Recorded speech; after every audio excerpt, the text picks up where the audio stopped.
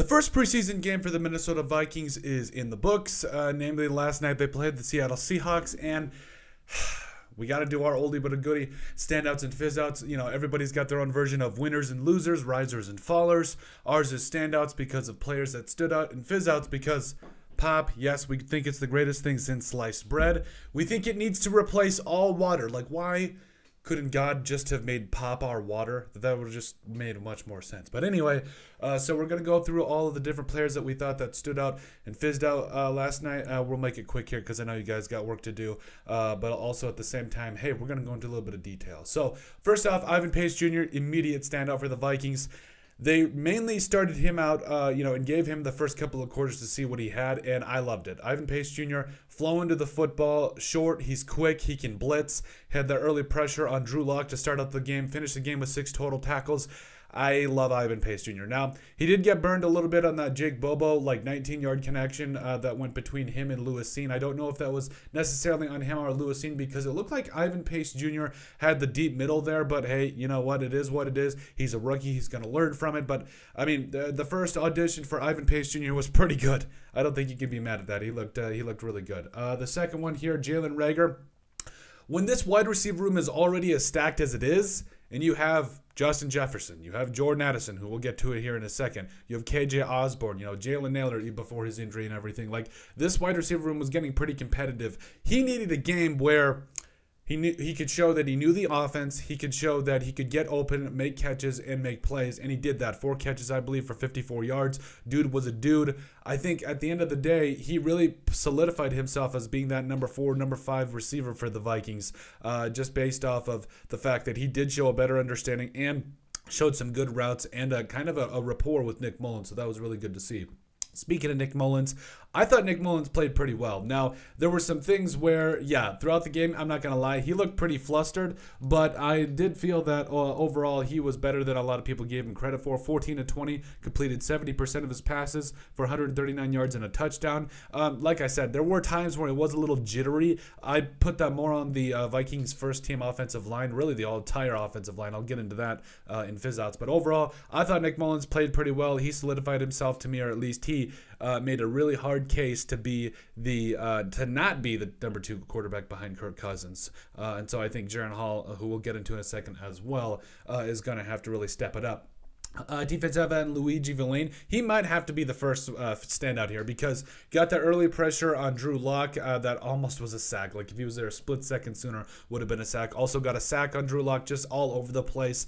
In this defensive end room, obviously it's going to have Marcus Davenport and as well as Danielle Hunter. You're going to have Patrick Jones II. You're going to have really a lot of slew of these guys that are still making plays throughout this. DJ Wanham is another name I couldn't think of it at first, but Luigi Villain made a name for himself. I think just based off of what we've seen, if he doesn't make the 53, another team is going to snatch him up because he spent a year on the bench last year for the Vikings. He's ready to make plays. I think he can come in and be that next number 3 type rusher for a team. And maybe he could be that number 2 guy and maybe one next year. We'll see. But overall, Luigi Villain had a good day. Ty Chandler was over 70 all-purpose yards. He showed me that he could be the number 1 back if need be. Not worried about it. He was elusive. He caught passes, really ran behind his blockers well, showed off some of that speed on the outside zone stuff. Yeah, he played fantastic. Jalen Williams, the corner who had the pick, I was really excited about this because he showed it in practice a little bit, but,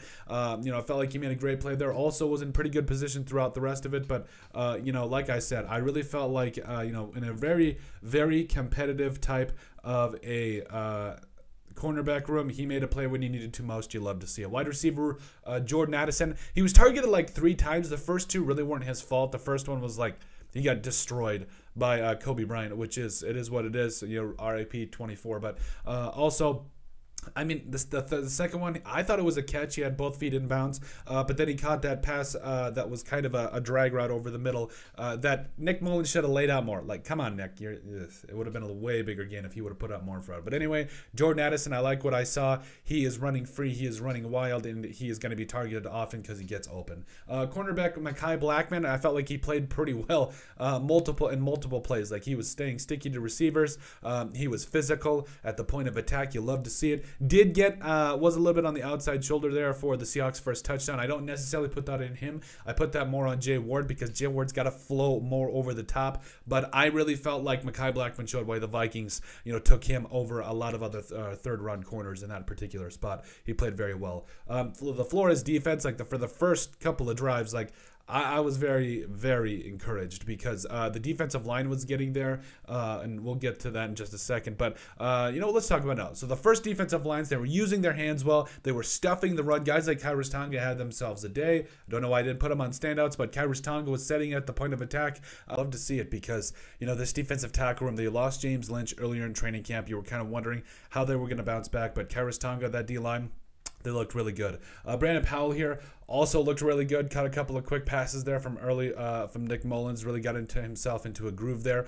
This wide receiver room is going to be tough. I could see the Vikings keeping as many as 6, 7, 8, 9 total wide receivers. Probably 5 wide receivers on the main squad, but then on the practice squad maybe keeping 4 or 5 because just everybody, even guys like Blake Pearl balled out. It's just going to be a really tough competition, and that's what you really love to see. Cornerback Najee Thompson made a heck of a tackle on that special teams play. The commentators said it. He's not just auditioning for the Vikings here. There is a lot of other teams out there that are looking for guys that can play special teams, that'll do whatever it takes to make a squad. And, Thompson made a great open field tackle, and you just love to see it. And N'Keal Harry there, really establishing an early rapport with Jaren Hall, overall, he's a big-bodied receiver, won a jump ball late in the game there, and quite honestly, I think he's going to be able to possibly cover himself out a niche here, even though it's going to be a very competitive Vikings wide receiver room. Fizzouts, that's right, because Pop, it's got to start with William Nkounkou. So you have not one, but 2 penalties on special teams. I understand that one penalty, it is what it is, things happen, but to have back-to-back penalties on special teams, really a special teams is a fizz-out. At least kickoff return, because, whether it was Dwayne McBride, the fact that you put him out there, we'll get into him in a second, it wasn't pretty. Quarterback Jaren Hall, you really needed a strong performance, or at least one that could keep with a guy like Nick Mullins.